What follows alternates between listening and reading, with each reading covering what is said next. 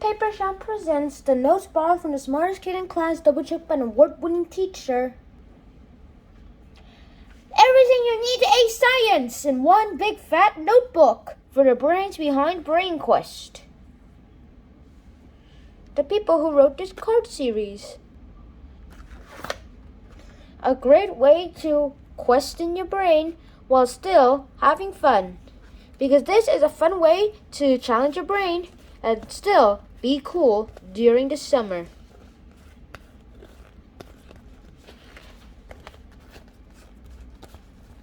A very, very big fan and oversimplified reflex angle, I'd say. Well, that is partly true.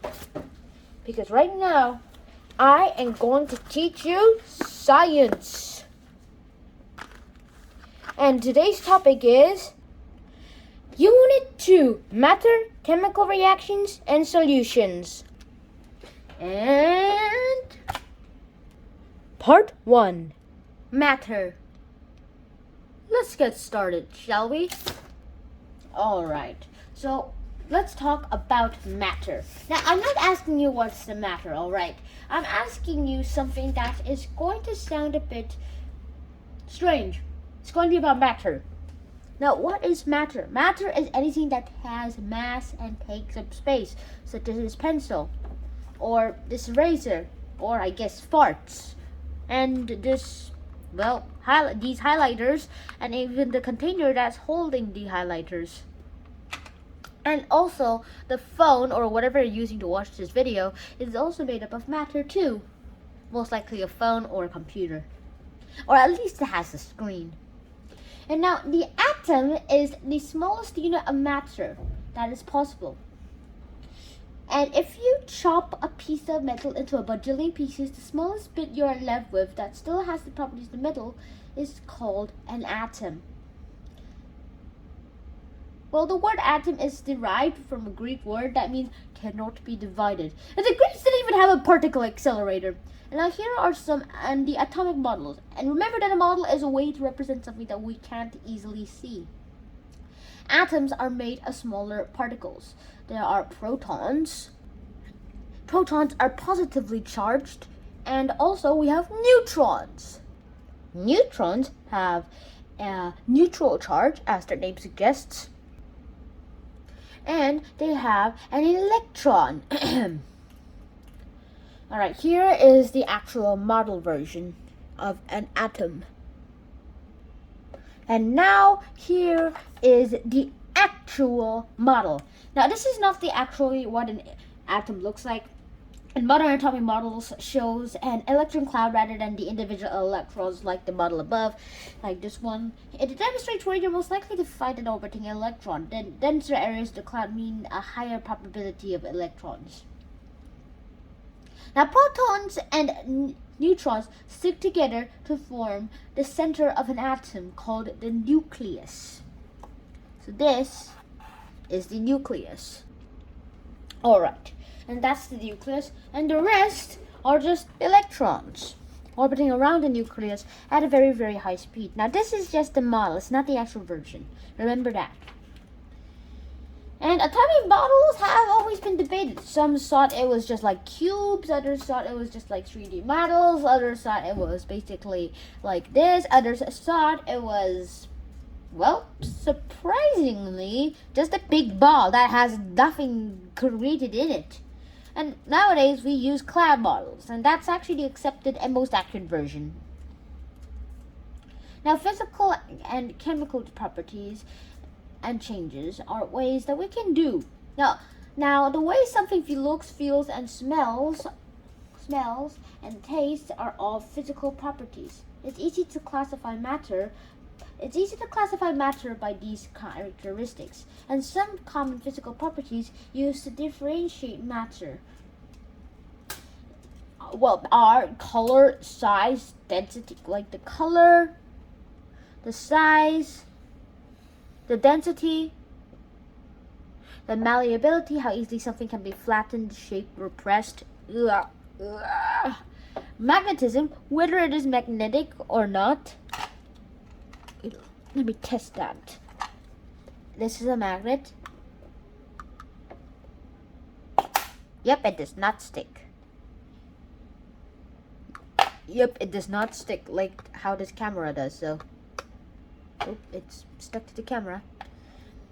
And its boiling point and melting point, the temperature at which something boils or melts, and I am not going to test that. And solubility, how easily something dissolves into another surface. Well, I'm not going to do that, and I already tried that in grade 1. It was not easy to get out. Now, a physical change is any change in the physical properties of matter, such as its size, shape, or state, such as the solid, liquid, or gas, vapor. The final product of any physical change is still composed of the same matter. For example, you can revert ice, snow, or vapor back to water by either heating or cooling it. And ice, vapor, and water are all the same matter, just in different states. Now, a chemical property is a different matter. A chemical property describes the ability of something to undergo different chemical changes. Some examples of chemical properties are flammability, how easily something lights on fire. Definitely, flammability is very high. The reactivity, how reactive something is to oxygen, water, light, etc. Well, if this is reactive to anything, I can't think of any. And when any of these chemical properties change, the matter has gone through a chemical change. Rust on an iron gate or a log burning and producing ashes are both examples of chemical changes.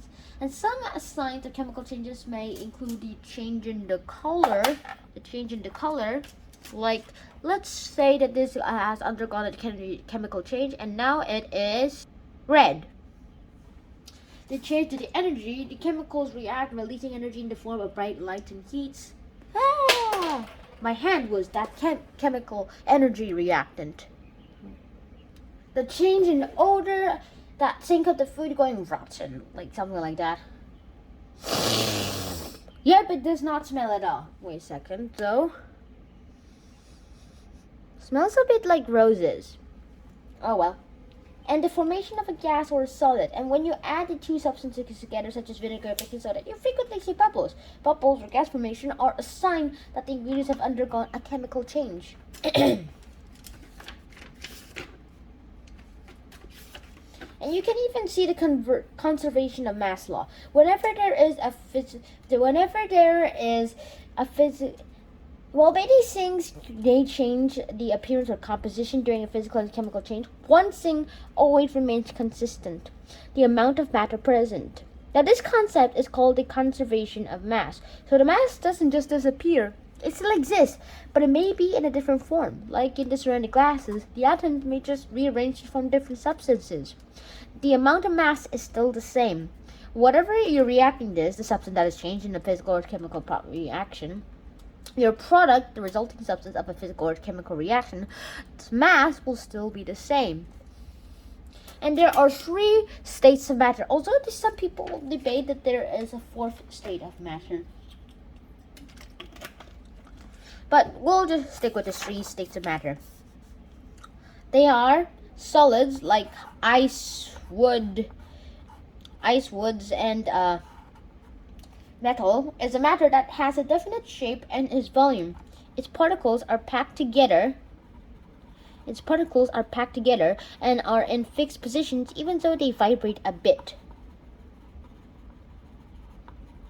And so, yeah, this is basically how it is. This is what a solid atoms may look like. Not very convincing, does it? And now, a liquid. Liquids are free-flowing and assume the shape of the container that holds them. So let's say that this solid is what contains it, and this shaded area is the liquid. And so the liquids particles are like this. They flow freely but aren't as intact as a solid. While vapors or gases don't have a fixed volume or shape at all. Now, let me give you an example. Here, this is the gas that releases from a balloon. They are literally like this. That's the gas. And yeah. Now, phase changes. A state is not permanent. The changes in pressure and temperature alter the matter, and these are described as phase changes. Now, melting is when matter changes from a solid to a liquid. The melting point is the temperature at which solids melt. Heat causes the solids to melt by increasing the movement of particles. And as the particles gain more and more energy from the heat, they move and more until they are no longer in a fixed place. Freezing. Now, freezing is when matter changes from a liquid to a solid. As the liquid cools down, the particles move less and less. At some time, the motion of the particles don't overcome the attractive forces between particles, and the liquid turns to solid. The temperature at which a liquid freezes is called the freezing point. Vaporization is basically when the liquid turns into a gas, as the liquid's particles get even more vibrated and eventually overcome the attraction itself, and well, their volume just changes, and it doesn't have a definite volume or fixed position at all. While condensation is from gas to liquid, where it cools down. And then sublimation. Sometimes under extreme conditions, solids can change directly to vapors, which is called sublimation. Dry ice, for example, sublimates when the CO2 ice turns directly into CO2 vapor, and because there's no such a thing as CO2 liquids. And vapor sometimes change directly into solids, which is called deposition, when first appears on the grass overnight. When frost appears on the grass overnight. And now here is a chart for all that. Alright, here's the chart. From solids to liquids, it's melting. From liquids to solids is freezing. From liquids to gases is vaporization. From gases to liquids is condensation. From solids to gases it's sublimation. And from gases to solids it's deposition. And it's a bit strange to see this to go in this direction. And there is a debate that there's plasma, the fourth state of matter, but that we'll probably never get into the series. So I'll see you guys in the next episode, because then I'll be a riot. So see you then. Shnan out. Peace. Time machine, take us an hour back.